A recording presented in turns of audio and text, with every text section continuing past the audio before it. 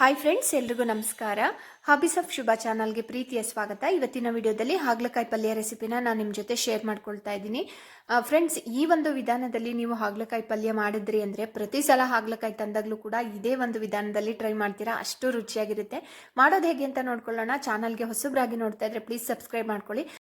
ಹಾಗೆಯೇ ವಿಡಿಯೋ ಇಷ್ಟ ಆದರೆ ಪ್ಲೀಸ್ ಒಂದು ಲೈಕ್ ಮಾಡಿ. ಮೊದಲಿಗೆ ನಾನು ಮೀಡಿಯಂ ಗಾತ್ರದ 2 ಹಾಗಲಕಾಯಿನ ಮೇಲ್ಭಾಗದಲ್ಲಿ ಚೆನ್ನಾಗಿ ಒಂದು 2-3 ಸಲ ತೊಳ್ಕೊಂಡಿದ್ದೀನಿ. ಕಟ್ ಮಾಡಿಬಿಟ್ಟು ತೊಳೆಯೋಕೆ ಹೋದರೆ ಕಹಿ ಇನ್ನಷ್ಟು ಜಾಸ್ತಿ ಆಗುತ್ತೆ. ಕಟ್ ಮಾಡಿಬಿಟ್ಟು ನಾವು ನೀರಲ್ಲಿ ಹಾಕೊಂಡ್ವಿ ಅಂತ ಹೇಳಿದ್ರೆ ಕಹಿ ಅಂಶ ಜಾಸ್ತಿ ಆಗುತ್ತೆ. ಹಾಗಾಗಿ ಇಡೀ ಕಾಯಿನೇ ನಾನು 1-2 ಸಲ ತೊಳೆದುಬಿಟ್ಟು ಅದರಲ್ಲಿರುವಂತಹ ಬೀಜನೆಲ್ಲ ತೆಗೆದು ಸಣ್ಣದಾಗಿ ಕಟ್ ಮಾಡಿಟ್ಕೊಂಡಿದ್ದೀನಿ. ನಾವು ಎಷ್ಟು ಸಣ್ಣದಾಗಿ ಕಟ್ ಮಾಡ್ಕೊಳ್ತೀವೋ ಅಷ್ಟು ಬೇಗ ನಾವು ಹಾಗಲಕಾಯಿನ ಬೇಯಿಸ್ಕೊಳ್ಬೋದು.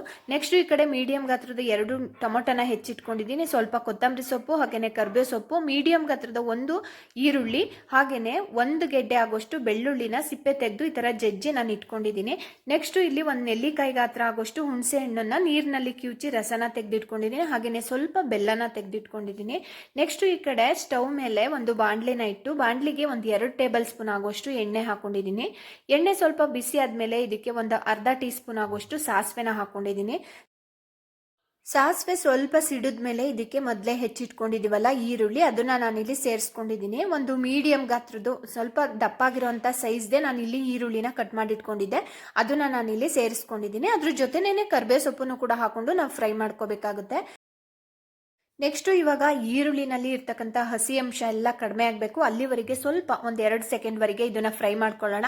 ಅದಾದ್ಮೇಲೆ ನೋಡಿ, ಇವಾಗ ಈರುಳ್ಳಿ ಕೂಡ ಸ್ವಲ್ಪ ಫ್ರೈ ಆಗಿದೆ. ಇವಾಗ ಇದಕ್ಕೆ ನಾನು ಜಜ್ಜಿಟ್ಕೊಂಡಿರುವಂತಹ ಬೆಳ್ಳುಳ್ಳಿನ ಸೇರಿಸ್ಕೊಳ್ತಾ ಇದ್ದೀನಿ.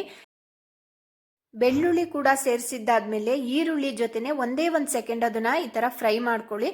ಅದಾದ್ಮೇಲೆ ನಾವು ಮೊದಲೇ ಹೆಚ್ಚಿಟ್ಕೊಂಡಿದ್ವಲ್ಲ ಟೊಮೊಟೊ, ಅದನ್ನ ಸೇರಿಸ್ಕೋಬೇಕಾಗುತ್ತೆ. ನೆಕ್ಸ್ಟ್ ಇವಾಗ ನೋಡಿ ಟೊಮೊಟೊನ ಸೇರಿಸ್ಕೊಳ್ತಾ ಇದ್ದೀನಿ. ಮೀಡಿಯಂ ಗಾತ್ರದ 2 ಟೊಮೊಟೊನ ನಾನಿಲ್ಲಿ ಕಟ್ ಮಾಡಿಟ್ಕೊಂಡಿದ್ದೆ, ಅದನ್ನು ಕೂಡ ನಾನಿಲ್ಲಿ ಸೇರಿಸ್ಕೊಂಡಿದ್ದೀನಿ. ಇವಾಗ ಟೊಮೊಟೊ ಸ್ವಲ್ಪ ಸಾಫ್ಟ್ ಆಗಬೇಕು. ಈರುಳ್ಳಿ ಜೊತೆನೆ ಈ ಟೊಮೊಟೊ ಕೂಡ ಸಾಫ್ಟ್ ಆಗಬೇಕು. ಹಾಗಾಗಿ ಇದಕ್ಕೆ 1/4 ಟೀ ಸ್ಪೂನ್ ಆಗುವಷ್ಟು ಅರಿಶಿನ ಪುಡಿ, ಹಾಗೇನೆ ಒಂದು ಅರ್ಧ ಟೀ ಸ್ಪೂನ್ ಆಗುವಷ್ಟು ಉಪ್ಪನ್ನ ಸೇರಿಸ್ಕೊಂಡ್ರೆ ಟೊಮೊಟೊ ಬೇಗನೆ ಸಾಫ್ಟ್ ಆಗುತ್ತೆ. ನೋಡಿ, ಇವಾಗ ಅರಿಶಿನ ಪುಡಿ ಹಾಕೊಂಡಿದ್ದೀನಿ. ಇದ್ರ ಜೊತೆನೇನೆ ಒಂದು ಅರ್ಧ ಟೀ ಸ್ಪೂನ್ ಆಗುವಷ್ಟು ನಾನಿಲ್ಲಿ ಉಪ್ಪಿನ ಪುಡಿನ ಸೇರಿಸ್ಕೊಳ್ತಾ ಇದ್ದೀನಿ. ಅರಿಶಿನ ಹಾಗೇನೆ ಉಪ್ಪಿನ ಪುಡಿ ಕೂಡ ಸೇರಿಸಿದ್ದಾದ್ಮೇಲೆ ಈ ತರ ಒಂದ್ಸಲ ಮಿಕ್ಸ್ ಮಾಡಿಕೊಂಡು ಇದನ್ನ 1/4 ಭಾಗದಷ್ಟು ಟೊಮೊಟೊ ಸಾಫ್ಟ್ ಆದ್ರೆ ಸಾಕಾಗುತ್ತೆ. ಇದ್ರ ಜೊತೆನೇನೆ ನಾವು ಹಾಗಲಕಾಯಿನೂ ಕೂಡ ಹಾಕೊಂಡು ಫ್ರೈ ಮಾಡ್ಕೋಬೇಕು. ನೋಡಿ, ಇವಾಗ 1/4 ಭಾಗದಷ್ಟು ಟೊಮೊಟೊ ಸಾಫ್ಟ್ ಆಗಿದೆ. ಇವಾಗ ನಾವು ಮೊದಲೇ ಕಟ್ ಮಾಡಿ ಇಟ್ಕೊಂಡಿದೀವಲ್ಲ ಆ ಒಂದು ಹಾಗಲಕಾಯಿನ ನಾನಿಲ್ಲಿ ಸೇರಿಸ್ಕೊಳ್ತಾ ಇದ್ದೀನಿ. ಹಾಗಲಕಾಯಿನ ಆದಷ್ಟು ಕೂಡ ಸಣ್ಣದಾಗಿ ಕಟ್ ಮಾಡ್ಕೊಂಡಷ್ಟು ಕೂಡ ಬೇಗ ಬೇಯ್ತವೆ.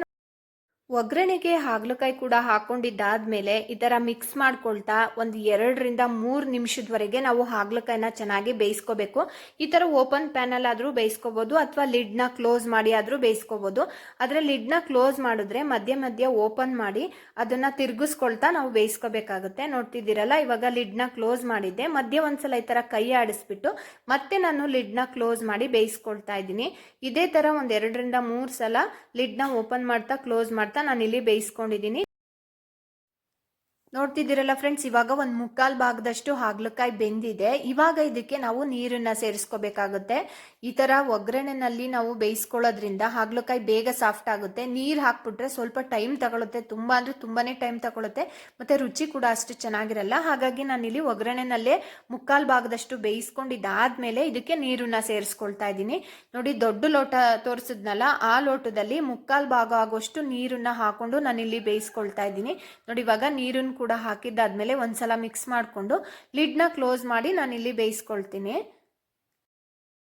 ಮತ್ತೆ ನಾವು 1-2 ನಿಮಿಷ ಇದನ್ನ ಬೇಯಿಸ್ಕೋಬೇಕಾಗುತ್ತೆ. ಬೇಯಿಸ್ಕೊಳ್ಳೋಂಥ ಈ ಟೈಮಲ್ಲಿ ಲಿಡ್ ನ ಕ್ಲೋಸ್ ಮಾಡಿರ್ತೀವಿ ಅಲ್ವಾ, ಮಧ್ಯೆ ಒಂದ್ಸಲ ಓಪನ್ ಮಾಡ್ಕೊಂಡು ನೀಟಾಗಿ ಅದನ್ನೆಲ್ಲ ಮಿಕ್ಸ್ ಮಾಡ್ಕೊಳ್ತಾ ನಾವು ಬೇಯಿಸ್ಕೋಬೇಕಾಗುತ್ತೆ. ನೋಡಿ, ಇವಾಗ 1-2 ಸಲ ಲಿಡ್ ನ ಓಪನ್ ಮಾಡಿ ನಾನು ಈ ತರ ಮಿಕ್ಸ್ ಮಾಡ್ಕೊಳ್ತಾ ಬೇಯಿಸ್ಕೊಂಡಿದ್ದೀನಿ. ನೋಡಿ, ಇವಾಗ ತುಂಬಾನೇ ಸಾಫ್ಟ್ ಆಗಿ ಹಾಗಲಕಾಯಿ ಕೂಡ ಬೆಂದಿದೆ. ಹಾಗಲಕಾಯಿನ ನಾವು ಎಷ್ಟು ಚೆನ್ನಾಗಿ ಬೇಯಿಸ್ಕೊಳ್ತೀವೋ ಅಷ್ಟು ರುಚಿಯಾಗಿರುತ್ತೆ ಪಲ್ಯ ಅಂತೂ. ನೋಡಿ, ನಾನಿಲ್ಲಿ ತೋರಿಸ್ತಿದ್ದೀನಲ್ಲ, ಈ ಒಂದು ಲೋಟದಲ್ಲಿ 1/4 ಲೋಟ ಆಗುವಷ್ಟು ನೀರನ್ನ ಹಾಕೊಂಡು ನಾನಿಲ್ಲಿ ಹಾಗಲಕಾಯಿನ ಬೇಯಿಸ್ಕೊಂಡಿರೋದು. ನೆಕ್ಸ್ಟ್ ಇದಕ್ಕೆ ನಾವು ಹುಣಸೆ ರಸನ ಹಾಕೋಬೇಕಾಗುತ್ತೆ. ನೆಲ್ಲಿಕಾಯಿ ಗಾತ್ರದಷ್ಟು ಹುಣಸೆ ಹಣ್ಣನ್ನು ನೀರಿನಲ್ಲಿ ಕಿವುಚಿ ರಸನ ತೆಗೆದಿಟ್ಕೊಂಡಿದ್ದೆ, ಅದನ್ನು ನಾನು ಇವಾಗ ಹಾಕ್ಕೊಂಡಿದ್ದೀನಿ. ನೋಡಿ, ಇವಾಗ ಹುಣಸೆ ರಸ ಕೂಡ ಹಾಕಿದ್ದಾದ್ಮೇಲೆ ಒಂದ್ಸಲ ಈ ಥರ ಮಿಕ್ಸ್ ಮಾಡ್ಕೊಳ್ಳೋಣ. ಅದೇ ಒಂದು ಹೀಟ್ಗೆನೆ ಹುಣಸೆ ರಸ ಚೆನ್ನಾಗಿ ಕುದಿಯೋಕ್ಕೆ ಸ್ಟಾರ್ಟ್ ಆಗುತ್ತೆ. ನೋಡಿ, ಒಂದೇ ಒಂದು ಸೆಕೆಂಡು ಕುದಿಸ್ಕೊಂಡ್ರೆ ಸಾಕು.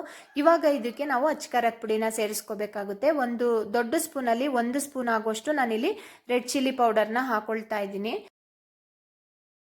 ಹಾಗೆಯೇ 1 ಟೀ ಸ್ಪೂನ್ ಆಗೋಷ್ಟು ನಾನಿಲ್ಲಿ ಧನಿಯಾ ಪುಡಿ ಕೂಡ ಸೇರಿಸ್ಕೊಂಡಿದ್ದೀನಿ. ಇವೆರಡೂ ಮಸಾಲೆಗಳು ಕೂಡ ಹಾಕಿದ್ದಾದ್ಮೇಲೆ ಒಂದ್ಸಲ ಮಿಕ್ಸ್ ಮಾಡ್ಕೊಳ್ಳೋಣ ಹಾಗಲಕಾಯಿ ಒಳಗಡೆ. ನೋಡಿ, ಈ ಥರ ಮಿಕ್ಸ್ ಮಾಡ್ಕೊಂಡಿದ್ದಾದ್ಮೇಲೆ ಆದಷ್ಟು ಕೂಡ ಫ್ಲೇಮ್ನ ಮೀಡಿಯಂ ಫ್ಲೇಮಲ್ಲಿ ಇಟ್ಕೊಂಡು ನಾನು ಇವಾಗ ಮಿಕ್ಸ್ ಮಾಡ್ಕೊಳ್ತಾ ಇದ್ದೀನಿ. ಇದಿಷ್ಟು ಆದಮೇಲೆ ಇದಕ್ಕೆ ಬೆಲ್ಲನ ಹಾಕೋಬೇಕಾಗುತ್ತೆ. ಬೆಲ್ಲನ ಹಾಕೊಂಡಷ್ಟು ಕೂಡ ರುಚಿಯಾಗಿರುತ್ತೆ ಫ್ರೆಂಡ್ಸ್. ನಾನಿಲ್ಲಿ ಸ್ವಲ್ಪ ಒಂದು ನೆಲ್ಲಿಕಾಯಿ ಗಾತ್ರದಷ್ಟು ಬೆಲ್ಲನ ನಾನಿಲ್ಲಿ ಪುಡಿ ಮಾಡಿ ಹಾಕೊಂಡಿದ್ದೀನಿ. ಇದಿಷ್ಟು ಕೂಡ ಹಾಕಿದ್ದಾದ್ಮೇಲೆ ಮಿಕ್ಸ್ ಮಾಡ್ಕೊಳ್ತಾ ಇದ್ದೀನಿ. ಇವಾಗಲೇ ಆಲ್ರೆಡಿ ಪಲ್ಯ ಅಂತೂ ಮುಕ್ಕಾಲು ಭಾಗದಷ್ಟು ರೆಡಿಯಾಗಿದೆ. ಇದಕ್ಕೆ ರುಚಿಗೆ ತಕ್ಕಷ್ಟು ನೋಡಿ ಉಪ್ಪನ್ನ ಸೇರಿಸ್ಕೊಂಡ್ಬಿಡೋಣ. ಯಾಕೆಂದರೆ ಟೊಮೊಟೊ ಸಾಫ್ಟ್ ಆಗೋದಕ್ಕೂ ಕೂಡ ಒಂದು ಅರ್ಧ ಟೀ ಸ್ಪೂನ್ ಆಗೋಷ್ಟು ಉಪ್ಪನ್ನು ಸೇರಿಸ್ಕೊಂಡಿದ್ವಿ ಅಲ್ವಾ. ಹಾಗಾಗಿ ಇನ್ನೊಂದು ಅರ್ಧ ಟೀ ಸ್ಪೂನ್ ಆಗೋಷ್ಟು ಉಪ್ಪನ್ನ ಸೇರಿಸ್ಕೊಂಡು ಕೊತ್ತಂಬರಿ ಸೊಪ್ಪನ್ನ ಹಾಕ್ಕೊಂಡ್ರಂತೂ ತುಂಬಾನೇ ರುಚಿಯಾದಂತಹ ಹಾಗಲಕಾಯಿ ಪಲ್ಯ ರೆಡಿಯಾಗುತ್ತೆ. ನೋಡಿ, ಇವಾಗ ಉಪ್ಪನ್ನು ಸೇರಿಸ್ಕೊಂಡಿದ್ದೀನಿ. ಉಪ್ಪು ಕೂಡ ಸೇರಿಸಿದ್ದಾದ್ಮೇಲೆ ಒಂದ್ಸಲ ಮಿಕ್ಸ್ ಮಾಡ್ಕೊಳ್ತಾ ಇದ್ದೀನಿ. ಕೊನೆಯಲ್ಲಿ ಇದಕ್ಕೆ ಫ್ರೆಶ್ ಆಗಿರುವಂತಹ ಸ್ವಲ್ಪ ಕೊತ್ತಂಬರಿ ಸೊಪ್ಪು ಕೂಡ ಸೇರಿಸ್ಕೊಂಡ್ಬಿಡೋಣ.